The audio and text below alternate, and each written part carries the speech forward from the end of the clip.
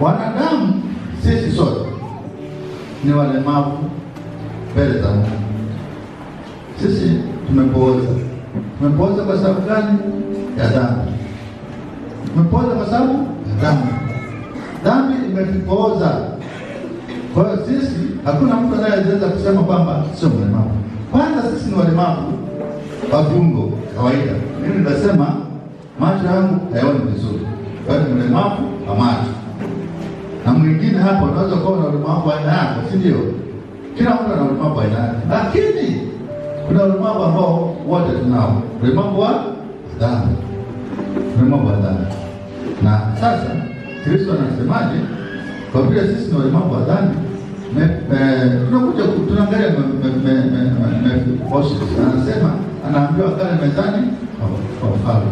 Anarudishiwa haki zake zote. Sisi ni walemavu wa dhambi. Kristo anaahidi kuturudishia hadhi yetu.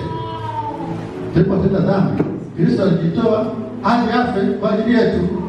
Alipojitoa kufa kwa ajili yetu, akachukua madhaifu yetu wote.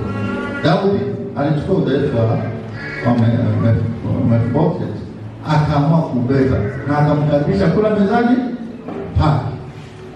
Lakini hata sisi sasa, Mungu Kristo ametukaribisha, anatuambia karibu tule mezani pake. Anatuondolea udhaifu wetu, anatuondolea ulemavu wetu, ulemavu wa viungo, ulemavu wa kiroho ambao tulitafuta wenyewe tukapata.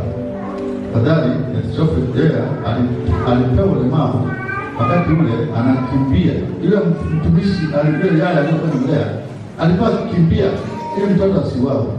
Alipokuwa anakimbia, yule kijana akaanguka, akauvunika mguu wake mwili, akapata ulemavu wa miguu.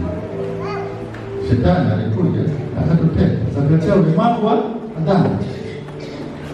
Kwa sisi tuna wajibu kama washirika wa kanisa kumtumikia Kristo ambaye ameahidi kutupeleka kula mezani pake.